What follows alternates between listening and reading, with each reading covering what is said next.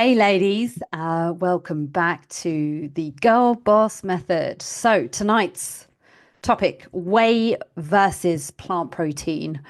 Which one should you really use? So this one was a question that was asked in the weekly check-ins. And again, let's be honest here because the supplement world can be pretty confusing, especially when there's so many different things marketed to us ladies out there. So you've got protein powders, you've got fat burners, dare I say, BCAAs, which is branch chain amino acids, and the new one, collagen, right? Now, this is the thing when it comes to these supplements or a lot of supplements and the marketing that's kind of pushed out towards us as women, they kind of prey on our insecurities.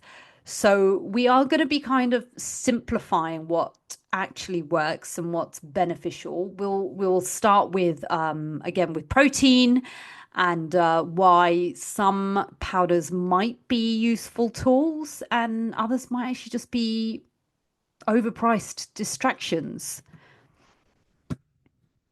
So obviously first I want to talk about why protein powder can actually help. And this is a stuff that we talk about a lot, right? So we know that it supports muscle repair and muscle retention and muscle recovery. And those are really important. It helps with our satiety levels and our cravings, especially when we're working in a deficit. So it can help trigger that sort of fullness as well.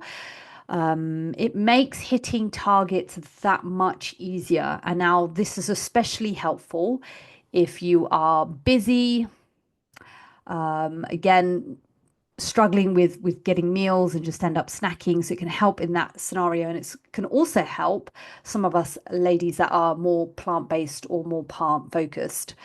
So again, protein is the most thermogenic macronutrient. So this means that it burns the most calories during your digestion. So obviously that's not our main thing. We're not just trying to focus on burn only, but it's really important that we understand that some macronutrients are metabolized better, right? So again, protein is not it's a tool, but again, it's not a necessity, but it can help often when, again, there's sort of like a missing link, when it comes to actually being able to hit that target. Again, helping with breakfast, etc. So when we think about the different types of protein or the sources that we get. So we get whey protein, which is dairy based, and we get plant protein, which can be either a blend or it can be specific blends as well. So you can get soy, like soy only, or you can get soy mixed with other various different blends, or you can actually just get soy free as well, which again can be helpful for anyone that cannot have soy or dairy. So it can be helpful. The rice, pea, and hemp blends. Okay, and then this is an area that we haven't really talked much about, but it's quite important because when we're thinking about the amino acid profile, it's complete. Plant proteins can be incomplete. This isn't massively important, but it's just to kind of bear in mind within that hit. You can utilize it and fulfill the essential amino acid profile throughout, the course of numerous meals as opposed to all in one hit. But quite often there is this leucine content, which is actually quite important when we are thinking about things like the muscle protein synthesis, etc.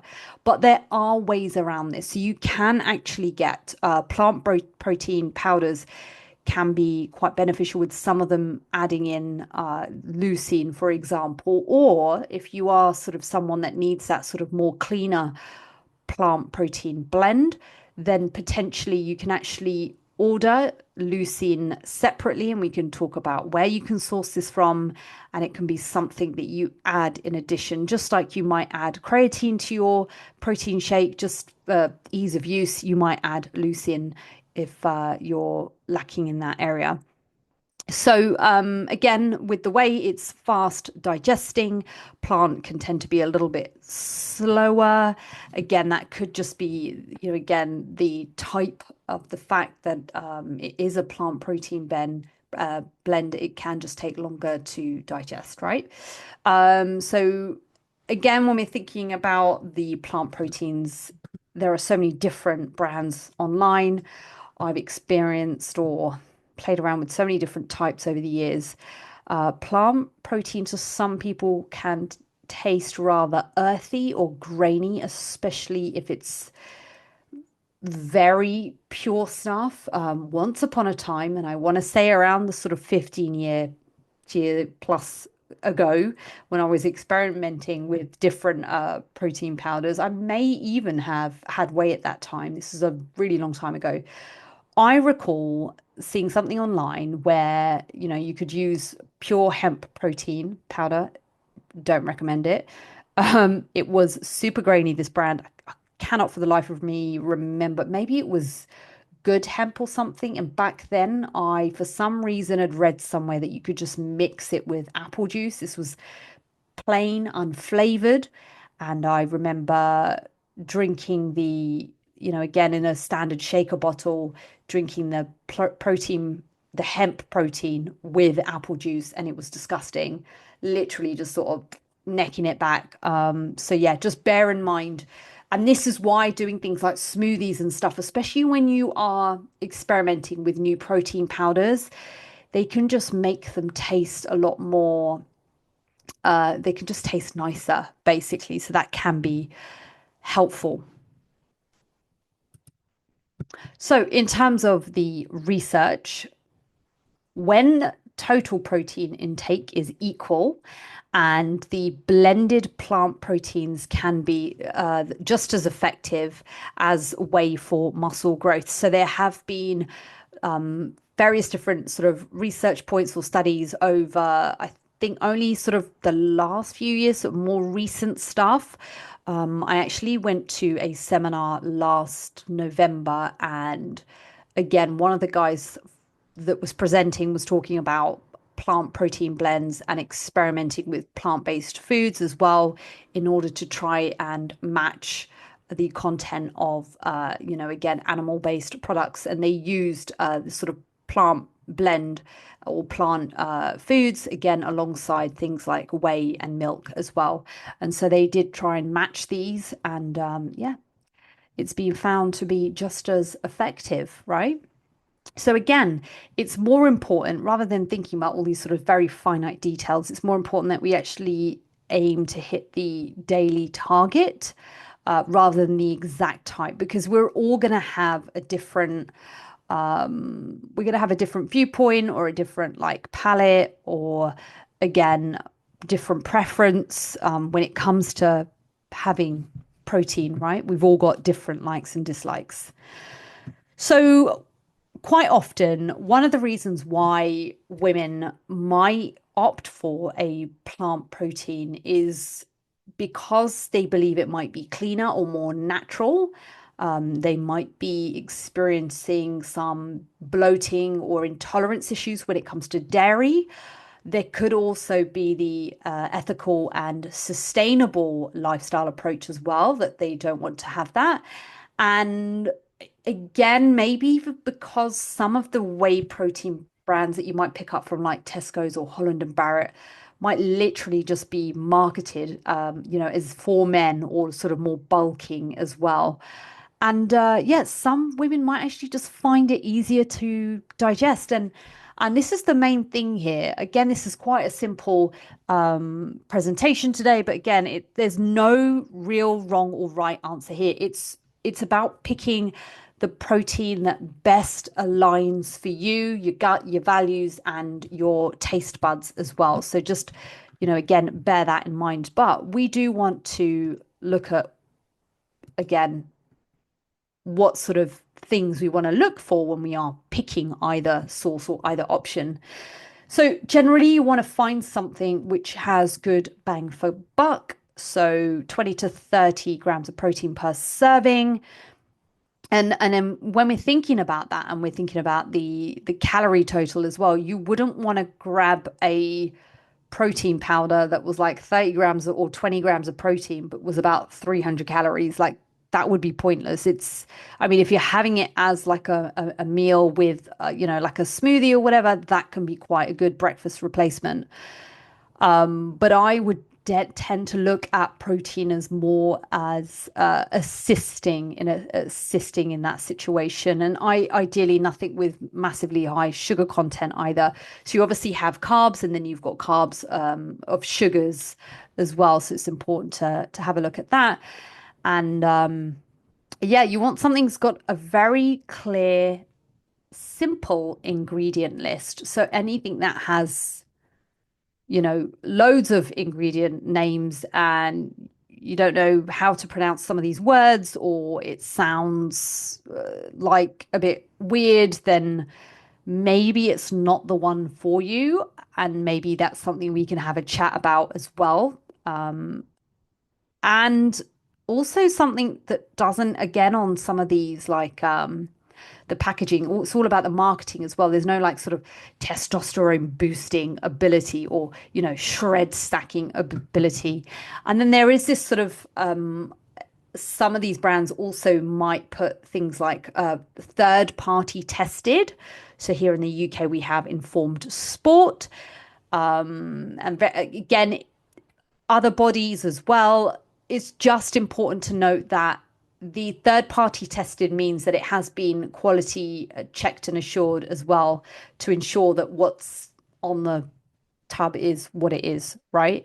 The reason why third party testing needs to occur, because when we think about athletes and competing in professional sports, etc., they actually have to ensure that their protein powders that they use as a supplement is third party tested. And if there is any risk of contamination there with any sort of banned substances, they could be in a shit ton of trouble. So that's why it's super important.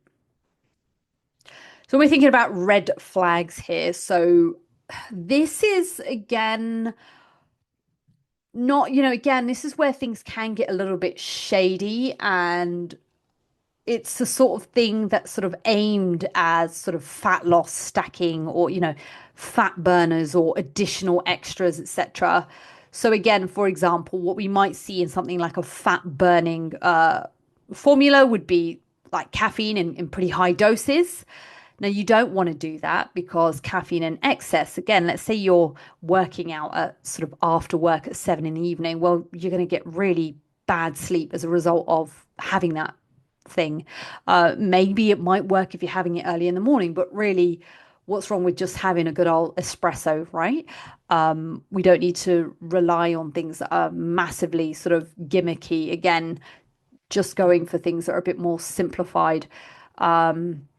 And then, yeah, there's sort of other different ingredients and some risks, etc. as well. Again, L-carnitine is one that has been mentioned, and I've talked about it before as well. It can be like useless unless you're actually deficient in it. So just bear that in mind. And then when we're thinking about CLA, that might be another one that you've seen as well on the back. Again, there's mixed evidence around this. And if you are having certain medications, so for example, anything where you're taking any sort of insulin support medications, or cholesterol, for example, it can actually interfere with that. So the main thing to really note here is that there's not really any overbearing regulation when it comes to protein. And unfortunately, I hate saying this, but there's no real guarantee in terms of what's really inside. There could be, again, minuscule amounts of certain products, but because they are trace or very small, they don't necessarily have to label them. And again, when it comes to marketing, if there is some sort of claim on there and they are aiming it for the sort of bulky bros, there might be some stuff in there that could potentially be banned or harmful. But they might not necessarily be obliged to put it on there. Maybe they're not third party tested. So it's just, again, it's marketing shortcuts. And even if there is some sort of evidence to say some of this stuff works, it's like, does it do anything for sustainable fat loss? What about how it affects your sleep, how it affects your mood, your cycle, your hormones, and ultimately your recovery? So, when we're thinking about sort of the more clean brand recommendations for plant-based, for example, we've got Vivo Life. They are vegan. They're tested. They're also heavy metal screened as well because there can be some metal contamination in some products as well in terms of the way that they are processed. You've got Form Nutrition as well, which is another great one. They're kind of female friendly as well. Again, with all of these things, just bear in mind that they don't sort of add in any additional claims there. And then there's obviously a few other ones. Protein Works is pretty good as well. And I know that some of you ladies have the My Protein Impact Whey or Clear Whey or even the Plant Clear as well. These are fine as long as you sort of check the labels, just ensure that they're not marketing any sort of specific claims as well.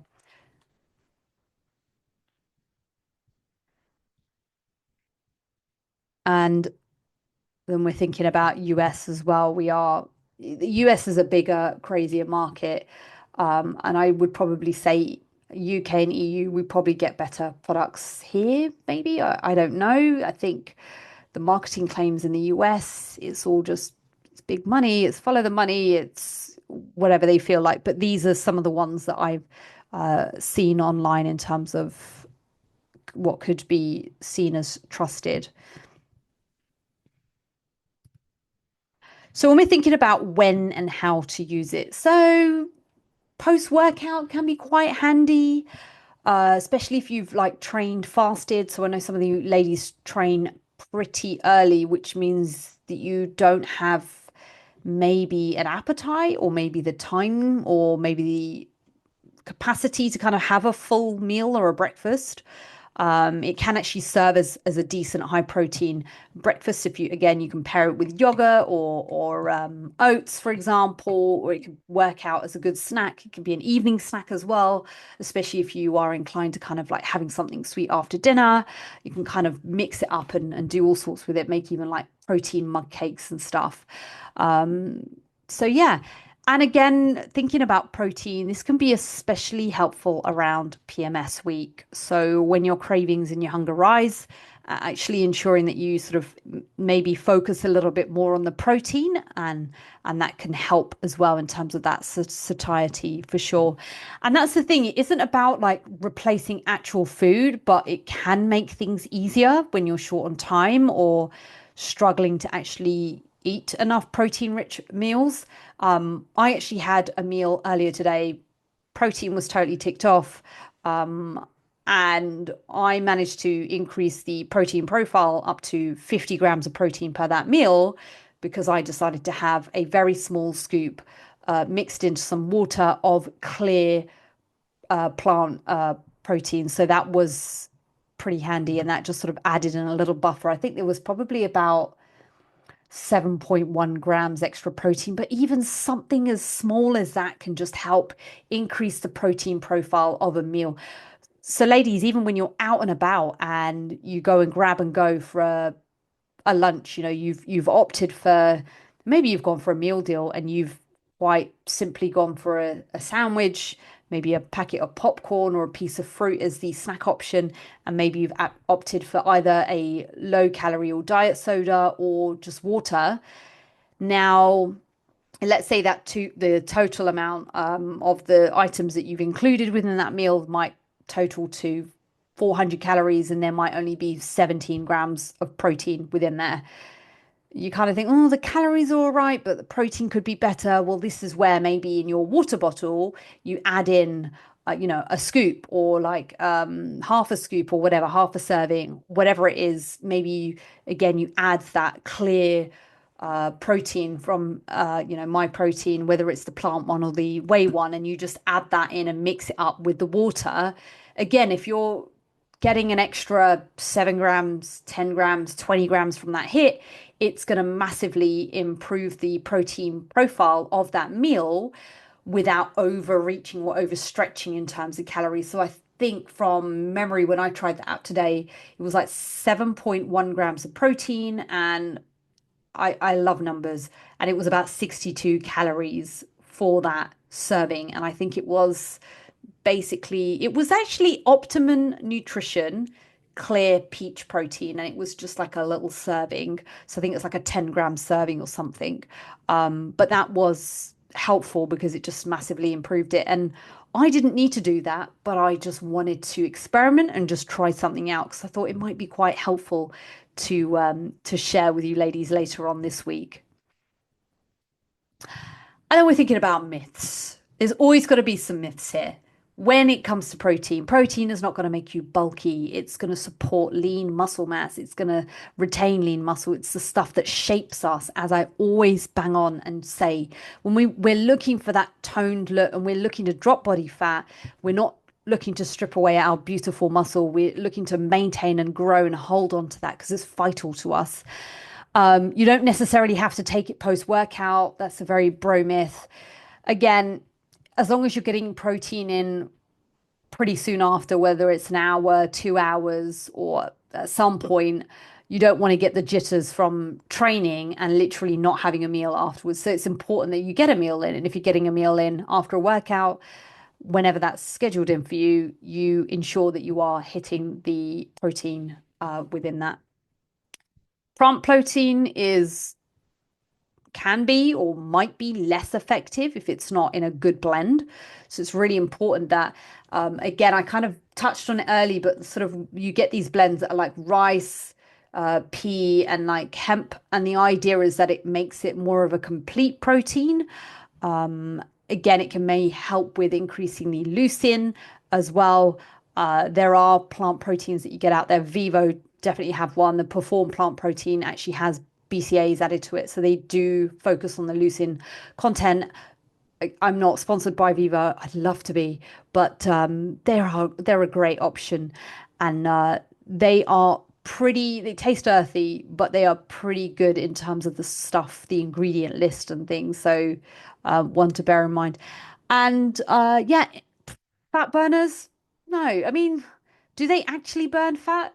I don't know. No, if I'm honest with you, throughout my whole life, whenever I've been on any fat loss journey, when I've competed and actually competed in bikini comp where I've needed to actually strip away fat, I have not used fat burners. So if I've not used them, I don't see why you should use them. It's not a hack, it's not a trick. If anything, it's a money sink and it's a waste of money. I mean, you get all of these different, again, claims, oxy, shreds, and stuff. Is it that they are creating some fat loss, or is it that there is some form of placebo effect with that? Because you know that you're taking something that you believe might work, you actually end up doing the work to ensure that the work or the outcome occurs. This one, more protein doesn't necessarily always mean fat loss. So it's not always true. You do need to think of the overall intake as well. Carbs are important, fiber's important, fat's important. All these macronutrients are important as well. Yes, we do like protein heavy is great, especially if you are thinking of banking calories around social events or, again, meals out later on that typically might be higher in carbs and fats. It could help you. And then finally, just to recap, both plant and whey can work. Again, it's about what suits you.